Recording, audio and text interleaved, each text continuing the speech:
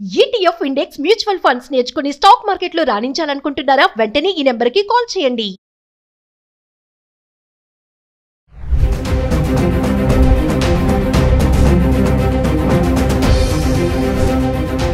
నమస్తే అమ్మ. రీసెంట్ గా హర్యానాలో జరిగిన ఇష్యూ గురించి మనందరం మాట్లాడుకుంటూనే ఉన్నాం. అంటే ఎలాంటి పరిస్థితుల్లో ఉన్నామంటే, ఏ విషయం మాట్లాడుకుంటున్నామంటే నిజంగా ఒక సిగ్గుగా అనిపిస్తోంది. ఇలాంటి విషయాలు కూడా డిస్కస్ చేయాల్సి వస్తుంది అనేసి. ఒకప్పుడు మనము మగవారు ఇలా చేస్తుంటే వినేవాళ్ళం, అబ్బాయి ఇక్కడ చేశాడంట, అక్కడ చేశాడంట అని. అంటే నిజంగా ఇదేనేమో కలికాలం అంటే అనిపించేస్తుంది నాకైతే మాత్రం. ఎంత విచిత్రమైన పోకళ్ళు, వింత పోకళ్ళు, క్రూరత్వం. స్త్రీ అనగానే ఒక శాంతి, సహనం, ఇలాంటి వాటికి మనం ఎగ్జాంపుల్ చెప్పుకుంటాం కదా.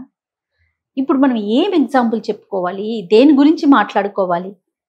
మీకేమనిపిస్తా ఉందమ్మా? తల్లిదండ్రుల పెంపకం లోపమా, చుట్టూ వచ్చి చేరిపోయిన టెక్నాలజీ ప్రభావమా, ఓకే, లేకపోతే మారిపోతున్న మానసిక పోకడల, ఇవన్నీ ఉన్నాయి దీంట్లో. ఏ ఒక్కటి తక్కువ లేదు. ఇప్పుడు తల్లిదండ్రులకి పిల్లలు పెంచేప్పుడు, అది అబ్బాయి కానివ్వండి, అమ్మాయి కానివ్వండి, ఏమాత్రం 25 ఏళ్ళు వచ్చే వరకు వాళ్ళ అమ్మాయి మనస్తత్వం ఏంటో వాళ్ళు కనిపెట్టలేకపోయి ఉండుంటారంటారా? ఎందుకు వాళ్ళు జాగ్రత్తలు తీసుకోలేకపోయారు? ఒక హత్య చేసే మనస్తత్వం ఉన్నప్పుడు అది అర్థం కాకుండా ఉంటది అంటే నమ్మం. అందుకే నాకు ఏమనిపిస్తుందంటే, ఆ కుటుంబంలోనే ఏదో తేడా ఉంది అనిపించింది ఈ ఘటన వినగానే. ఇప్పుడు ఏ మొండితనము పెంకితనం అనుకుంటే అది వేరు, ఒక మనిషినే మీరు అన్నట్లు ఎంత క్రూరత్వం కావాలి. మొండితనము పెంకితనము మితిమీరితే జరిగేది ఇదే. దాని పర్యవసానమే. నాకు ఏం కావాలనుకుంటున్నాను, అది ఏం చేసైనా నేను సాధించుకోవాలి అనే ఒక తెంపరితనం ఉంది చూసారా? అది నేను కొంచెం ఎక్కువ బాగుండాలి అనుకోవడం తప్పులేదు, కానీ రెండో వాళ్ళు చచ్చిపోవాలి అనుకోవడం ఎంత అన్యాయం కదా. మీకు నాకు ఏదైనా ఒక విషయం వాటాలు వేయాల్సి వచ్చింది అనుకోండి, నాకు 60 మీకు 40, ఓకే. లేదు నేను కొంచెం బలాఢ్యురాల్ని, నేను కొంచెం తిమ్మిని బమ్మిని చేయగలను అంటే నాకు 70 మీకు 30. అలా కాకుండా 100కి 100% నాకు మీకు 0 అంటే అది ఏంటన్నట్టు? ఇప్పుడు అదే కదా చేసింది అమ్మాయి. 100% అతన్ని చంపింది, చంపేయించింది, చంపాలనుకుంది. ఈ మూడిట్లో ఏదైనా తప్పే. నీకు ఇష్టం లేదు, అతన్ని పెళ్లి చేసుకోవడం నీకు ఇష్టం లేదు, ముందు చెప్పొచ్చు. లేదు తరువాత కూడా అడ్జస్ట్ అవుదాము అనుకుని నువ్వు అడ్జస్ట్ అవ్వలేకపోయావు, తర్వాత అయినా చెప్పొచ్చు, నా వల్ల కావట్లేదు, నేను అడ్జస్ట్ కాలేకపోతున్నాను, నాకు ఇంకొక జీవితం కావాలి, నీతో జీవితాన్ని నేను పంచుకుంటానికి ఇష్టంగా లేను అని చెప్పి, కాను నేను విడాకులు తీసేసుకుంటాను, నా జీవితంలో నుంచి మీ జీవితంలో నుంచి నేను వెళ్ళిపోతా, నా జీవితంలో నుంచి మీరు వెళ్ళిపోండి అని మాట్లాడుకోవడం ఏమన్నా తప్ప, నేరమా? చట్టం కూడా చెప్తుందిగా, హాయిగా విడిపోదలుచుకుంటే విడిపోండి అని. అలాంటిది ఈ అమ్మాయి ఆ ఆప్షన్స్ తీసుకోకుండా అన్నీ తనకు అనుకూలమైన ఆప్షన్స్ తీసుకుంది. ఎంత తెలివిగా కదా అన్న. తెలివి కాదు ఇది తెలివి కాదు, అతి తెలివి, దుర్మార్గపు తెలివి. తెలివితేటలుంటే, నేను ఇందాక మీకు ఒక ఈక్వేషన్ చెప్పా, షేరింగ్. నేను కొంచెం ఏదో ఒక చిన్న మాయమాట చెప్పి, ఒకటి చెప్పి 50-50 దాన్ని 60-40, 70-30 చేయగడం చేశామంటే దానికి ఒక అది కూడా కరెక్ట్ కాదు నా ఉద్దేశంలో. ఎంతో కొంత ఆ రెండో మనిషికి పూర్తి అన్యాయం అయితే జరగదు కదా. ఇప్పుడు ఇంత అతి తెలివిగా ఆలోచించిన పిల్ల టెక్నికల్ గా నేను ముందుకెళ్తున్నా, ఫోన్ వాడుతున్నా, లేకపోతే మెసేజెస్ పెడుతున్నా, ఇవి తెలుస్తాయేమో, పోలీసులకి వెళ్తుందేమో, లా అండ్ ఆర్డర్ ఉందేమో అన్న భయం ఎందుకు లేదంటారు? రీజన్ చెప్పమంటారా? ఒక 15-20 ఏళ్ళ నుంచి మన జీవితాల్లో, పిల్లల జీవితాల్లో ముఖ్యంగా వీడియో గేమ్స్ వచ్చేసాయి. వీడియో గేమ్స్లో మీరు గమనించండి, రియల్ లైఫ్లో అలాంటి కార్లు అలాంటివి కనిపించవు మనకి, కానీ గంటల కొద్ది వీడియో గేమ్స్ ఆడితే ఏమవుతుందో తెలుసా అండి?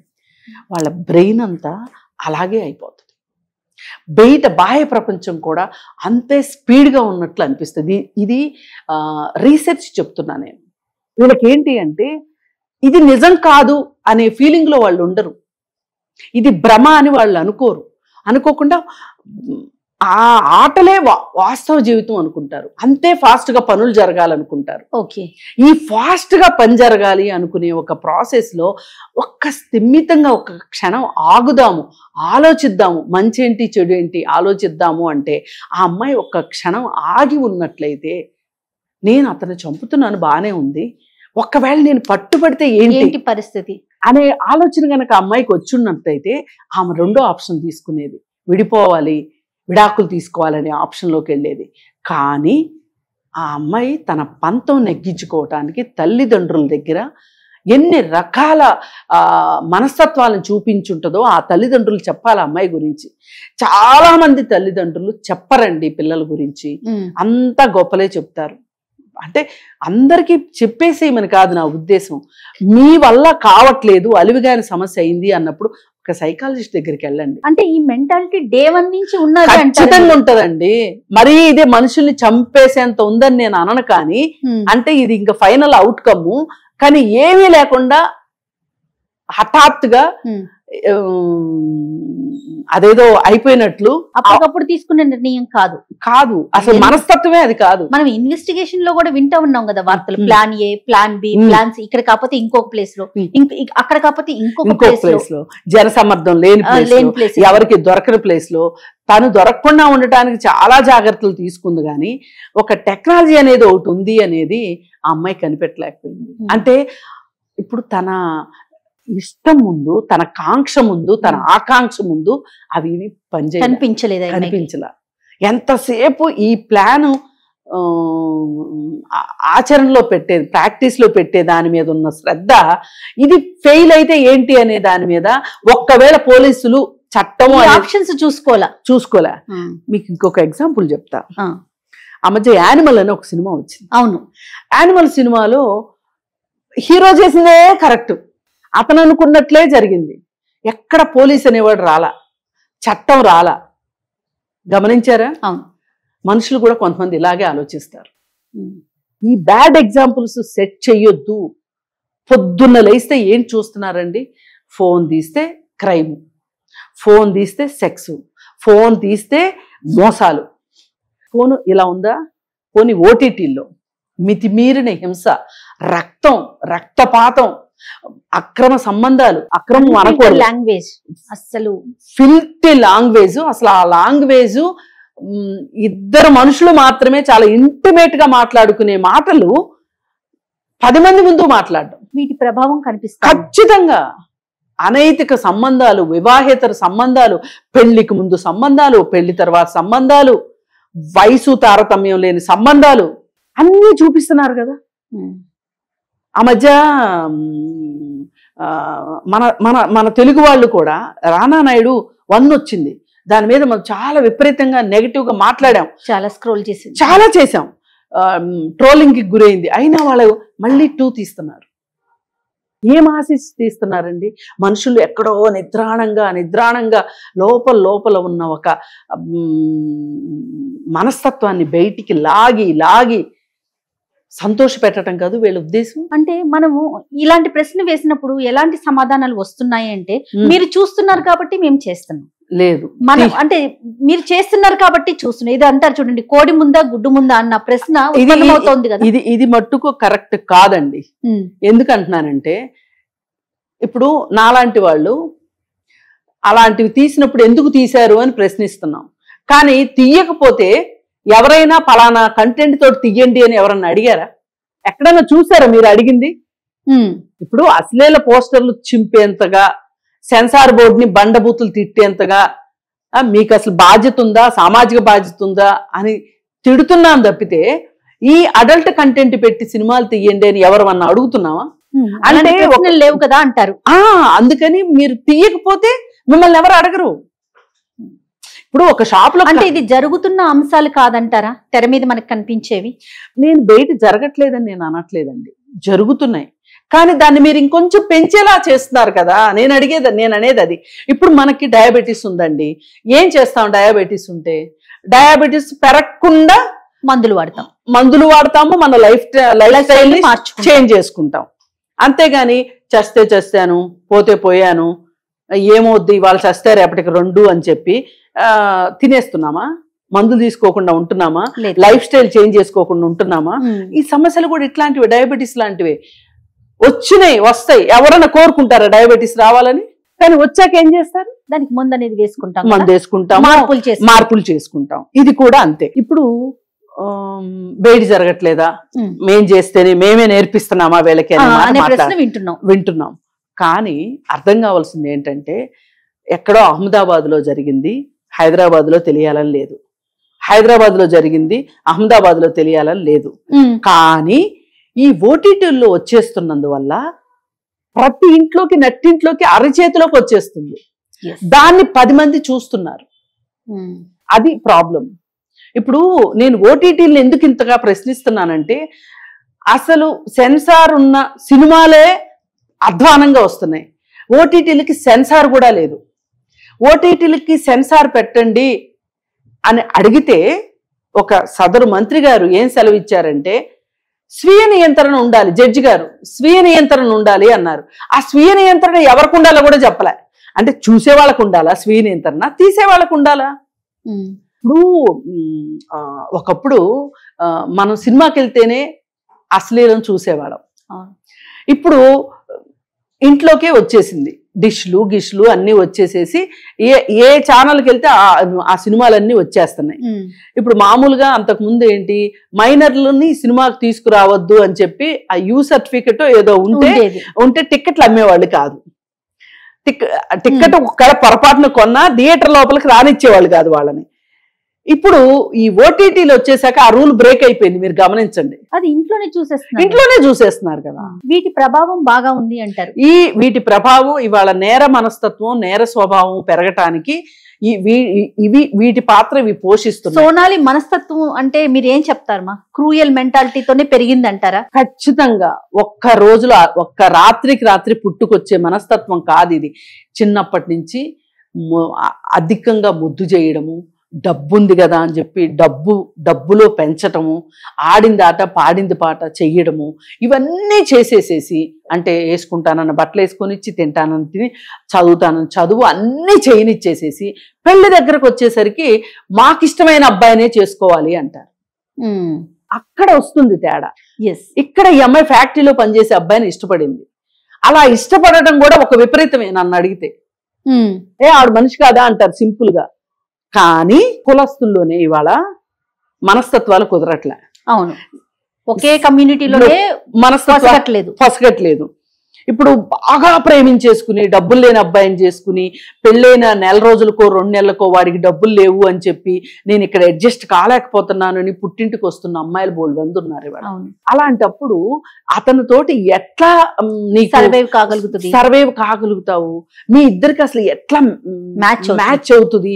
అందుకని అలా ఎంచుకోవటంలోనే అమ్మాయి మనస్తత్వ లోపం ఉంది అని నేను అంటాను. అంటే హెచ్చు తగ్గులు కూడా ఒక కారణం అంటారు. హెచ్చు తగ్గులు ఒక కారణం అనట్లా, అసలు ఆ అబ్బాయిని ఎంచుకోవడం ఉంది చూసారా, అదే అమ్మాయి మనస్తత్వ లోపం అంటాను నేను. అంటే డబ్బులున్న అబ్బాయి డబ్బులు లేని అబ్బాయిని చేసుకోవటం తప్పని నేను దీనికి వెళ్ళట్లా. తనకంటే 5 సంవత్సరాలు చిన్నవాడు, తనకంటే చదువు లేనివాడు, తను ఈ రోజు బతుకుతున్న లైఫ్ స్టైల్ కి సంబంధం లేని లైఫ్ స్టైల్ ఉంటది రేపటి నుంచి. ఇప్పుడు ఇంట్లో వాళ్ళు, నువ్వు ఆయన చేసుకుంటున్నావు కదా, నువ్వు మా ఇంటికి తిరిగి రావడానికి వీల్లేదు, ఆస్తుల్లో వాటాలు ఇవ్వము అని చెప్పి ఇంట్లోంచి గెంటేశారనుకోండి. ఇప్పుడు ఒక సినిమాలో ఒక డైలాగ్ ఉంది, నా కూతురు ఒక రోజు మేకప్ అంత లేదు నీ జీతం అంటాడు ఒక తండ్రి. ఆ విధంగా ఇప్పుడు ఆ అబ్బాయి పరిస్థితి కూడా అదే కదా. వాళ్ళ ఫ్యాక్టరీలో పనిచేస్తాడంటే ఆ అబ్బాయిని చూస్తే నెలకు 2 లక్షలు సంపాదించే మేనేజర్ టైప్ అయితే కాదు, అతను ఒక వర్కర్. ఆ వర్కర్ ని పెళ్లి చేసుకుందాము అనే ఊహలో ఈ అమ్మాయి, అంటే మిగతా ఏమీ ఆ అమ్మాయికి కనిపించట్లా, కేవలం అమ్మాయికి కనిపిస్తుంది ఏంటి, అతనితో ప్రేమ. అంతే. అతన్ని నేను ఇష్టపడ్డాను కాబట్టి ఆ అబ్బాయి నాకు కావాలి. ఆ అబ్బాయిని కావాలి అంటే ఇంట్లో వాళ్ళు వద్దన్నారు కాబట్టి, ఇంట్లో వాళ్ళు ఏం చేస్తామని బెదిరించారో, ఏం చేశారో, లేదా వాణి చంపేస్తామన్నారో, ఏం జరిగిందో. కాకపోతే ఇతనితో ప్రీ వెడ్డింగ్ షూట్ కూడా చేసుకుందంట. అన్ని చేస్తారమ్మా వీళ్ళు, అన్ని చేస్తారు. ఇక్కడ ఇంకొకటి కూడా చెప్తాను మీకు. నేను మామూలుగా నన్ను అందరూ స్త్రీ పక్షపాతి అంటారు, నిజం కూడా అది. కానీ కొన్ని సందర్భాల్లో కొంతమంది ఆడపిల్లల మనస్తత్వాన్ని చెప్పక తప్పదు. ఏం చేస్తారంటే, సరే అబ్బాయిని ఇష్టపడ్డాము, ఇంట్లో వాళ్ళు ఒప్పుకోవట్లేదు, ఈ పెళ్లి చేస్తామంటున్నారు. ఈ అబ్బాయితోటి నేను ఇష్టపడ్డానా, సంతోషంగా ఉన్నానా, ఓకే లాగిచ్చేద్దాం బండి, కాదా విడాకులు తీసుకుందాం అనుకుంటారు. కానీ చంపాలని అనుకుంటారని నేను అనుకోను. సేమ్ నా దగ్గరికి ఇలాంటి కేసు వచ్చింది. ఆ అమ్మాయి చక్కగా ఇంట్లో వాళ్ళ ఒక అబ్బాయిని పెళ్లి చేసుకుంటానంది, ఒప్పుకోలే. ఏదో కులంతో వేరేనో మతం ఏదో మొత్తానికి ఒప్పుకోలే. వాళ్ళు ఒప్పుకోకపోతే వేరే అబ్బాయిని పెళ్లి చేసుకుంది. ఆ అబ్బాయి కూడా ప్రీ వెడ్డింగ్ షూట్స్, హనీమూన్లు అన్నీ బాగా జరిగినాయి. ఒక నెల రోజులు బ్రహ్మాండంగా ఉన్నారు. ఆ అబ్బాయి కూడా అసలు నేను కావాలనుకున్న వైఫ్ దొరికింది నాకు, అబ్బో నా లైఫ్ చాలా బాగుందని అతను కూడా ఎగిరి గంతేసినంత పని చేశాడు. ఆల్ ఆఫ్ ఏ సడన్ ఈ అమ్మాయికి ఏమైందో తెలియదు, అతనితో సహకరించడం మానేసింది. ఇతను నాకు వద్దు అనడం మొదలెట్టి చివరికి నాన్ కోఆపరేషన్ తోటి ఎంతమంది చెప్పినా వినుకోకుండా చివరికి విడాకుల వరకు వ్యవహారం తీసుకెళ్ళింది.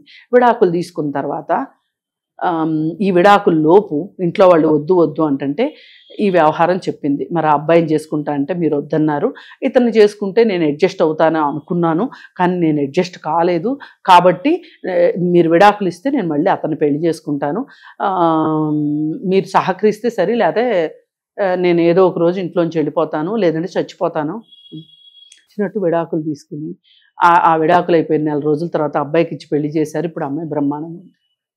నాకు ఇప్పుడు ఆ స్టోరీ చూసా, అప్పుడు నేనేమనుకున్నానో తెలుసా, ఆ అబ్బాయి జీవితం బలి చేసింది కదా ఈ అమ్మాయి పెళ్లి పేరుతోటి. ఆ అబ్బాయికి మళ్ళీ ఇంకో పెళ్ళి, వాళ్ళ మగపిల్లలకు పెళ్లిళ్ళు అవ్వడం చాలా కష్టంగా ఉంది అని బాధపడ్డా నేను. కానీ ఈ స్టోరీ విన్నాక నాకేమనిపించిందో తెలుసా, కనీసం చంపకుండా వదిలేసింది. అట్లాగా ఆలోచించాల్సి వస్తుంది నిజంగా. ఆ తల్లిదండ్రులకి ఎంత కడుపుకోతండి. ఇప్పుడు ఈ మొత్తం స్టోరీలో మనం ఒళ్ళు గొగిరిపుర్చే విషయం ఏంటంటే, ఆ తల్లిదండ్రులు ఏం చూసుకుని సంతోషంగా ఉంటారు. ఆ అబ్బాయి తల్లిదండ్రులు, రఘువంశీ తల్లిదండ్రులు, అవును ఎంత నరకం అండి వాళ్ళకి. పెట్టుకుని ఉంటారు. పెళ్లి చేశారు, సంతోషంగా పిల్లలు వస్తారు, పిల్లలు చాలా ఊహించుకుంటారు కదమ్మా. ఇప్పుడు మానవ జీవితమే ఇంత, రాబోయేదాన్ని అదే కదా మన ముందుకు నడిపించేది.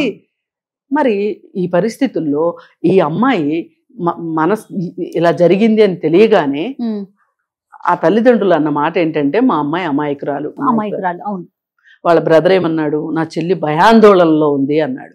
అంటే వీళ్ళు వాళ్ళ అమ్మాయి సంగతి తెలిసి కూడా ఈ విషయం బయటపడకుండా మేనేజ్ చేసుకుందాము అనే ఉద్దేశంతో ఇలాంటి నాటకం మాటలన్నీ మాట్లాడారు. చివరికి ఒక మంచి ఆఫీసరు ఉండటంతో పప్పులు ఉడక్క మొత్తం స్టోరీ బయటకు వచ్చాక, చట్టం ముందు అంతా సమానమే, ఎవరినైనా బయటకు తీస్తామనేది ప్రూవ్ అయింది. అయ్యేసరికి ఇప్పుడు ఏమైంది, వాళ్ళ అన్నయ్య ఏమంటున్నాడు, నా చెల్లి చేశానంటుంది కదా, నా చెల్లిని చంపేరని తెలుసు. అంతే కదా. కంటికి కన్ను పంటికి పన్ను ఉందా మనకి? లేదు కదా. ఎంత అందుకే నేను ఆ ఫ్యామిలీని కసబ్ లాంటి పోషించాం మనం. ఇప్పుడు నేను ఆ కుటుంబం గురించి నేను ఒక నింద వేయడానికి కూర్చోలే ఇక్కడ, అసలు ఆ కుటుంబం మనస్తత్వం చెప్తున్నాను. ఈ పెళ్లి జరగడానికి ముందు ఎన్ని మెలో డ్రామాలు మీ ఇంట్లో జరిగినాయో మీరు బయట పెడితే దీనికి కారణం ఏంటో పూర్తిగా బయటకు వస్తుంది. మనం ఆ పిల్ల సోనం ఒక్కటే మనకి కనిపిస్తుంది కానీ ఈ కుటుంబం ఇప్పుడు మీ అమ్మాయి మనస్తత్వం ఇది అని మీకు అర్థమైన తర్వాత ఓ 2 సంవత్సరాలు పెళ్లి పోస్ట్ పోన్ చేయండి, ఏమైంది, ఇంకొకటి జీవితం నాశనం చేయడం ఎందుకు? అందరూ కలిసి చేశారు కదా, అంతే కదా. వాళ్ళ పాత్ర కూడా ఇండైరెక్ట్ గా ఉంది. వాళ్ళకి తెలిసి ఇష్టం లేని పెళ్లి ఎందుకు చేసినట్టు. అందుకని దీన్ని బట్టి నేర్చుకోవాల్సింది ఏంటి అంటే, నీతి ఏంటి అంటే, ఎవరైనా మనం పిల్లల్ని పెంచేటప్పుడు మీ అంత సూపర్ డూపర్ లేరు అని పెంచేసేసి ఏదో ఒక క్షణంలో మేం చెప్పిన మాటే వినాలి, ఇప్పటి వరకు వాళ్ళు చెప్పిన మాట వీళ్ళు విన్నారు, ఇప్పుడేమో వీళ్ళు చెప్పిన మాట వాళ్ళు వినాలి అంటే వినడానికి సిద్ధంగా లేరు. అందుకని దేవన్ నుంచి మీరు మారిన కాలం పరిస్థితి ప్రకారం మీరు కూడా మారండి, తల్లిదండ్రులు కూడా అంతే. ఇక లేదు అసలు మీకు ఎంత డైజెస్ట్ చేసుకుందాం అనుకున్నా డైజెస్ట్ కావట్లేదు అంటే గనక, మీకు చాలా విపరీతంగా అనిపిస్తుంది అంటే గనక సైకాలజిస్ట్కి చూపెట్టండి. ఎక్స్పర్ట్స్ ఉన్నారు ఇప్పుడు మనకి, ఉన్నారు. ఇప్పుడు డైమండ్ నగలు వేసుకోవడం తెలిసింది, పట్టు చీరలు కట్టుకోవడం తెలిసింది, ప్రీ వెడ్డింగ్ షూట్స్ చేసుకోవడం తెలిసింది. ఇన్ని తెలిసిన వాళ్ళకి ఇది తెలీదా? ఏ ఫోన్ వస్తే ఆ ఫోను మార్చుకోవటం తెలిసింది. అందుకని మీరు మీ ఇక్కడ జీవితాలు భద్రంగా ఉండాలి. చాలా మంచి, అంటే మీ ఒపీనియన్ షేర్ చేసినందుకు చాలా సంతోషం. Thank you.